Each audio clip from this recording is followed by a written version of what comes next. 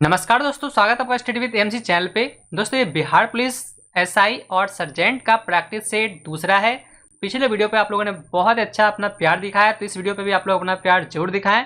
Video को अधिक से अधिक लाइक जरूर करें और यदि आप चाहते हैं इसी तरह के प्रैक्टिस सेट आगे भी देखना और पहली बार इस चैनल से जुड़े हैं तो चैनल को सब्सक्राइब करके नोटिफिकेशन बेल आइकन को ऑन जरूर कर लें ताकि नए वीडियो की सूचना आपको हमेशा मिलते रहे। पीडीएफ फाइल के लिंक आपको नीचे डिस्क्रिप्शन बॉक्स में मिल जाएंगे, वहां से इस क्वेश्चंस को डाउनलोड करके भी आप लोग रिवाइज कर सकते हैं। तो पहला क्वेश्चन को देखते हैं। बहुत ही प्यारा सा क्वेश्चन है कि निम्नलिखित में से कौन भारत के उपराष्ट्रपति को पद और गोपनीयता की शपथ दिलाता है। तो भारत के उपराष्ट्रपति को पद और गोपनीयता की शपथ दिलाता है कौन? राष्ट्रपति। ऑप्शन सी राष्ट्रपति। इस अनुच्छेद के अंतर्गत तो अनुच्छेद 69 के अनुसार राष्ट्रपति उपराष्ट्रपति को पद और गोपनीयता की शपथ दिलाता है। राष्ट्रपति के पद के बाद भारत में उपराष्ट्रपति का पद देश का दूसरा सर्वोच्च संवैधानिक पद है। यदि पूछा जाए कि भारत का सर्वोच्च संवैधानिक पद पहला कौन सा है तो वो राष्ट्रपति है, और यदि दूसरा पूछा जाए तो कौन सा आंसर है? उपराष्ट्रपति। और एक बात मैंने आपको पहले बताए थे कि यहाँ पर आप लोग जानते हैं कि उपराष्ट्रपति जो है यह राज्यसभा के पदेन अध्यक्ष भी होते हैं, तो ये सब आप लोग ध्यान में अवश्य रखें। अगले क्वेश्चन को देखते हैं। फिर लोकसभा आयोजित करने के लिए अपेक्षित कोरम क्या है? तो लोकसभा आयोजित करने के लिए जो अपेक्षित कोरम है वह है 1/10 का। Option C 1/10। लोकसभा आयोजित करने के लिए अपेक्षित जो गणपूर्ति कोरम है या कुल सदस्यों की संख्या कितनी है? 1/10 इतना होना आवश्यक। यदि गणपूर्ति नहीं है तो अध्यक्ष का यह कर्तव्य है कि वह सदन को स्थगित करे या फिर जब तक गणपूर्ति ना हो तब तक अधिवेशन को निलंबित करे। ठीक है, अगले क्वेश्चन को देखते हैं। अगला क्वेश्चन फिर कौन सा दिया हुआ है? तो आगे फिर क्वेश्चन है कि कौन सा संविधान संशोधन अधिनियम संसद सदस्यों और विधानसभा सदस्यों की अयोग्यता से संबंधित है। तो इसमें सही आंसर हम लोगों का कौन सा दिया हुआ है? इसमें सही आंसर है 52वां संशोधन अधिनियम। ऑप्शन बी 52वां संशोधन अधिनियम। ऑप्शन बी इसमें बिल्कुल सही आंसर दिए हुए हैं। 52वें संविधान संशोधन अधिनियम 1985 के द्वारा भारतीय संविधान में 10वीं अनुसूची जोड़ी गई थी। इसके द्वारा ऐसी प्रक्रिया या प्रावधान किया गया था जिसके द्वारा विधानमंडल और संसद के सदस्यों को दल बदल के आधार पर अयोग्य घोषित किया जा सकता है। 10वीं अनुसूची को मुख्यतः दल बदल रोधी अधिनियम के रूप में जाना जाता है। यदि क्वेश्चन ये पूछ ले कि दल बदल रोधी अधिनियम के रूप में किस अनुसूची को जाना जाता है तो कौन सी अनुसूची है? 10वीं अनुसूची। ठीक है, अगले क्वेश्चन को देखते हैं। फिर आगे क्वेश्चन है कि भारत में पृथक राज्य आंदोलन का मुख्य कारण क्या? भारत में पृथक राज्य आंदोलन का मुख्य कारण क्या है? तो इसका मुख्य कारण है बढ़ते क्षेत्रीय असंतुलन। ऑप्शन ए बढ़ते क्षेत्रीय असंतुलन इसका मुख्य कारण है। बढ़ता क्षेत्रीय असंतुलन भारत में पृथक राज्य आंदोलन का मुख्य कारण है, लेकिन भारत का संवैधानिक ढांचा ज्यादा लचीला और सर्वसमावेशी है, जिससे भारत का संविधान अन्य देशों के संविधान के मुकाबले विशिष्ट है, जिससे यहाँ क्षेत्रीय आकांक्षाओं को अलगाववाद की राह पर जाने का मौका नहीं मिलता है। भारत की राजनीति ने यह स्वीकार किया है कि क्षेत्रीयता लोकतांत्रिक राजनीति का अभिन्न अंग है। ठीक है, अगले क्वेश्चन को देखते हैं। फिर अगला क्वेश्चन आपके स्क्रीन पे कि भारत के राष्ट्रपति पद पर निर्वाचित होने की न्यूनतम आयु सीमा क्या है? तो इसके लिए न्यूनतम जो आयु सीमा है वह है 35। ऑप्शन बी 35 वर्ष। भारतीय संविधान का अनुच्छेद 58 के अनुसार कोई व्यक्ति राष्ट्रपति निर्वाचित होने का पात्र तभी होगा जब वह इन सभी बातों को पूरा करता हो, जैसे कि वह भारत का नागरिक हो, 35 वर्ष की आयु पूरी कर चुका हो और लोकसभा का सदस्य निर्वाचित होने के लिए वह योग्यता रखता हो। ठीक है, राष्ट्रपति को अप्रत्यक्ष रूप से निर्वाचक मंडल के सदस्यों के द्वारा निर्वाचित किया जाता है, जिसमें राज्यों और 2 केंद्र शासित प्रदेशों जैसे कि दिल्ली और पुदुचेरी की विधानसभाओं और संसद के दोनों सदनों के निर्वाचित सदस्य सम्मिलित होते हैं इसमें। ठीक है, सही आंसर हम लोग का क्या है? Option B 35। अगले क्वेश्चन को देखते हैं। फिर अगला क्वेश्चन बहुत ही प्यारा सा है कि संसदीय प्रकार की सरकार में वह बराबर वालों में पहला होता है, तो वह इनमें से कौन है? बहुत ही अच्छा क्वेश्चन है। संसदीय प्रकार की सरकार में वह बराबर बालों में पहला होता है। वह इसमें कौन सा आंसर है? इसमें सही आंसर है ऑप्शन बी, प्रधानमंत्री। संसदीय प्रकार की शासन प्रणाली में प्रधानमंत्री का पद बराबर बालों में पहला होता है। ऐसा इसलिए होता है क्योंकि प्रधानमंत्री संघ कार्यपालिका यानी कि मंत्रिपरिषद का प्रधान होता है और यह ब्रिटिश मंत्रिमंडलीय प्रणाली की नकल है, ठीक है, जिसमें कार्यपालिका लोकसभा के प्रति सामूहिक रूप से उत्तरदायी होती है। प्रधानमंत्री के परामर्श पर ही राष्ट्रपति अन्य मंत्रियों की नियुक्ति और उन्हें नियुक्त करते हैं, उन्हें दायित्व देते हैं, ठीक है। अगले क्वेश्चन को देख लेते हैं। फिर अगला क्वेश्चन आपके स्क्रीन पे कि निम्नलिखित में से किस अनुसूची में असम, मेघालय, त्रिपुरा और मिजोरम के 4 पूर्वोत्तर राज्यों में जनजातीय क्षेत्रों में प्रशासन का विशेष प्रावधान है? तो यह विशेष किसमें है प्रावधान? तो यह विशेष प्रावधान है 6वीं अनुसूची के अंतर्गत। ऑप्शन डी, 6वीं अनुसूची। संविधान की 6वीं अनुसूची जो है इसमें असम, मेघालय, त्रिपुरा और मिजोरम राज्यों के जनजातीय क्षेत्रों के प्रशासन के उपबंधों से संबंधित है और इस अनुसूची का उद्देश्य पहाड़ी और अन्य जनजातीय समुदायों को बाहरी समूहों की शक्ति और नियंत्रण से सुरक्षा प्रदान करना है। इससे पूर्व अरुणाचल प्रदेश भी 6ठी अनुसूची का भाग था और इसकी प्रशासन व्यवस्था का संचालन असम के राज्यपाल द्वारा ही किया जाता था, ठीक है। अगले क्वेश्चन को देखते हैं। फिर अगला क्वेश्चन आपके स्क्रीन पे है कि भारत एक धर्मनिरपेक्ष राज्य है, यह निम्नलिखित में से किस वाक्यांश में व्यक्त है? तो यह किसमें वाक्यांश में व्यक्त है? आस्था और पूजा की स्वतंत्रता, आस्था और पूजा की स्वतंत्रता, ठीक है।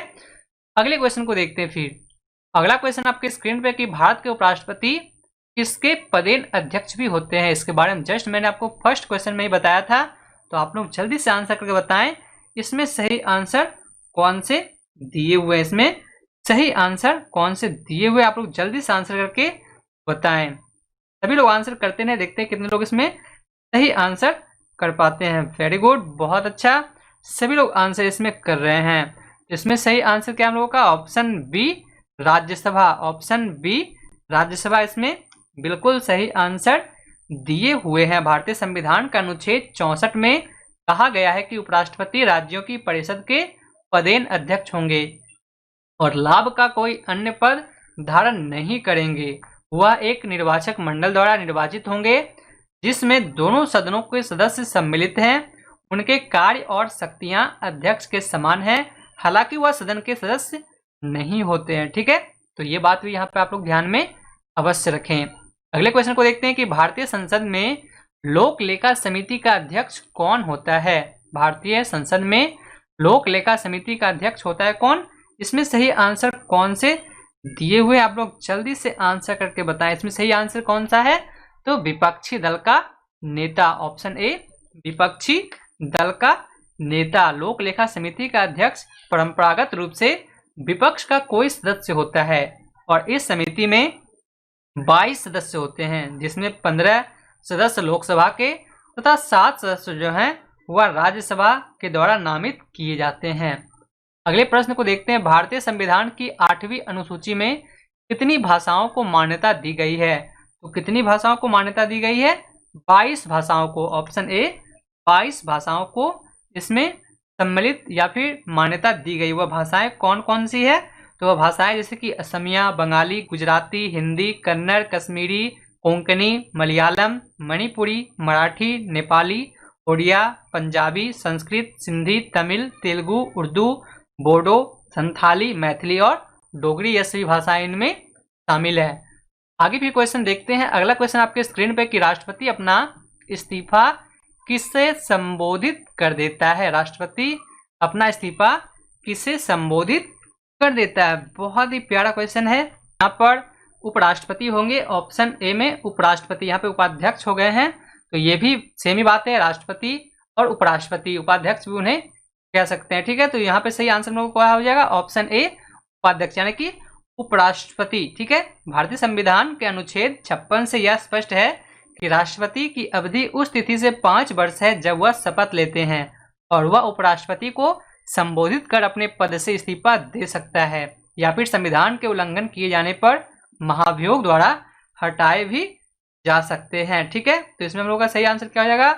ऑप्शन ए, उपराष्ट्रपति।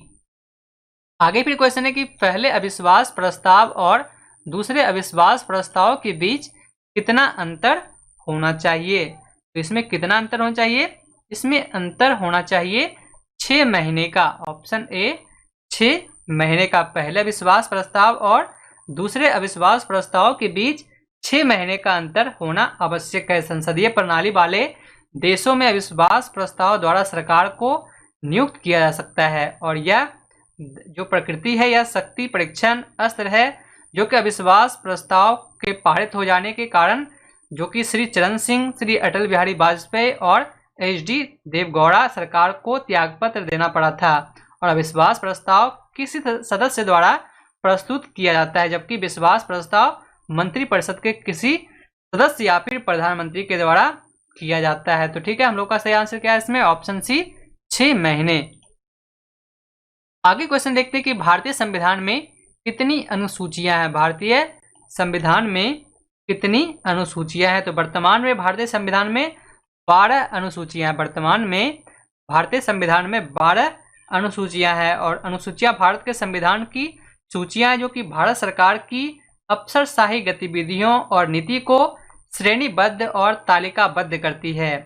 और मूलतः भारतीय संविधान में 8 अनुसूचियां थी जो कि अब 12 हो गए हैं। ठीक है, अगले प्रश्न को देखते हैं फिर।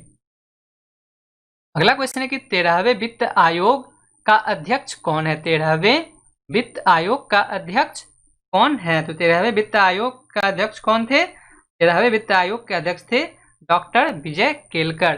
डॉक्टर विजय केलकर थे जो कि 2010 से 2015 के बीच रहे थे। ठीक है, और बात कर रहे फिर 14वें वित्त आयोग जो कि 2015 से 2020 तक, वो कौन है? Doctor BY Reddy. ठीक है, तो ये भी आप लोग याद जरूर रखें। और यदि पूछ ले कि प्रथम वित्त आयोग अध्यक्ष कौन थे तो उनका नाम था KC नियोगी। तो ये सब भी आप लोग ध्यान में अवश्य रखें। अगले प्रश्न को देखते हैं फिर। इनमें से कौन संसद का एक हिस्सा है लेकिन दोनों सदनों में से किसी का सदस्य नहीं है? बहुत अच्छा क्वेश्चन है। तो इनमें सही आंसर कौन सा है हम लोगों का? जल्दी से आप लोग आंसर करके बताएं कि इसमें सही आंसर कौन सा है। तो इसमें सही आंसर क्या है? भारत के राष्ट्रपति। ऑप्शन डी, भारत के राष्ट्रपति इसमें बिल्कुल सही आंसर दिए हुए हैं। भारतीय संसद के राष्ट्रपति और दोनों सदन लोकसभा और राज्यसभा शामिल हैं। यहाँ पर बात कर ले हम लोग, भारत के राष्ट्रपति संसद का एक घटक यानी कि हिस्सा है लेकिन वह दोनों सदनों में से किसी में भी बैठने या फिर चर्चा में भाग नहीं लेते हैं और वह विधानमंडल का एक हिस्सा है क्योंकि संसद के दोनों सदनों द्वारा पारित विधेयक बिना राष्ट्रपति के सहमति के कानून नहीं बना सकता है। ठीक है, तो ये एक फैक्ट है। अगले प्रश्न को देखते हैं फिर। अगला प्रश्न हम लोग के स्क्रीन पे है कि लोकतांत्रिक केंद्रीकरण किसकी महत्वपूर्ण विशिष्टता है? जल्दी से आप लोग आंसर करके बताएं इसमें सही आंसर कौन से दिए हुए हैं। सभी लोग जल्दी से आंसर करके बताएं कि इसमें सही आंसर कौन से दिए हुए हैं। ठीक है, तो इसमें सही आंसर हम लोग का है साम्यवादी राज्य। ऑप्शन ए, साम्यवादी राज्य। अगले प्रश्न को देखते हैं फिर। अगला क्वेश्चन है कि भारत सरकार का कौन सा अधिकारी सदस्य ना होते हुए भी भारतीय संसद की कार्यवाही में भाग लेने का अधिकार रखता है? तो इसमें कौन है? इसमें है भारत का attorney general. Option B, Bharat का अटॉर्नी जनरल। भारत में निम्न में से किस पर किए गए खर्चे के लिए हर वर्ष बजटीय अनुमोदन लेने की जरूरत नहीं होती है? वह इसमें कौन सा आंसर है? प्राकृतिक संकट के लिए। प्राकृतिक संकट के लिए बजटीय अनुमोदन लेने की आवश्यकता नहीं होती है, इसके लिए तुरंत पैकेज जारी किए जाते हैं। भारत में लोकपाल विधेयक के बनने में मुख्य भूमिका किसने निभाई? तो भारत में लोकपाल विधेयक के बनने में मुख्य भूमिका निभाई थी किन्होंने? इसमें मुख्य भूमिका निभाई थी। इसमें सही आंसर कौन से? जल्दी से आप लोग आंसर करें। इसमें सही आंसर है ऑप्शन बी, अन्ना हजारे। ठीक है, ऑप्शन बी। अगला क्वेश्चन है कि निम्नलिखित में से किसने सबसे कम समय के लिए भारत के राष्ट्रपति के रूप में कार्य किया था? किसने सबसे कम समय के लिए भारत के राष्ट्रपति के रूप में कार्य किया था? तो उनका नाम क्या था? Doctor Zakir Hussain. Option D, doctor Zakir Hussain इनमें बिल्कुल सही आंसर दिए हुए। डॉक्टर जाकिर हुसैन भारत के प्रथम मुस्लिम राष्ट्रपति थे जिन्होंने कम समय के लिए राष्ट्रपति का पद ग्रहण किया था। राष्ट्रपति निर्वाचित होने के 2 वर्ष बाद उनकी असमय मृत्यु होने के कारण बीबी गिरी भारत के प्रथम कार्यवाहक राष्ट्रपति बने थे और डॉक्टर जाकिर हुसैन ने 3 मई 1969 को अपनी अंतिम सांस ली थी। इस प्रकार वह कार्यकाल के दौरान मृत्यु को प्राप्त होने वाले प्रथम भारतीय राष्ट्रपति भी हैं। ठीक है, अगले प्रश्न को देखते हैं। फिर अगला क्वेश्चन आपके स्क्रीन पे है कि निम्नलिखित में से कौन भारत के राष्ट्रपति के रूप में निर्विरोध चुने गए थे। भारत के राष्ट्रपति के रूप में निर्विरोध कौन चुने गए थे। बहुत अच्छा क्वेश्चन है, जल्दी से आप लोग आंसर कर बताएं इसमें सही आंसर कौन सा दिया हुआ है। तो इसमें सही आंसर क्या हम लोग का, जल्दी से आप लोग बताएं आंसर करके। इसमें सही आंसर है ऑप्शन बी, नीलम संजीव रेड्डी। ऑप्शन बी, नीलम संजीव रेड्डी। अगला क्वेश्चन है कि दल बदल भारतीय कानून संविधान की किस अनुसूची में दिया गया। इसके बारे में मैंने आपको बताए थे पिछले क्वेश्चन में, तो आप लोग को यदि ध्यान हो जल्दी से आप लोग आंसर करके बताएं इसमें सही आंसर कौन सा है। इसमें सही आंसर कौन सा दिया हुआ है, जल्दी से आप लोग आंसर करके बताएं इसमें सही आंसर क्या है।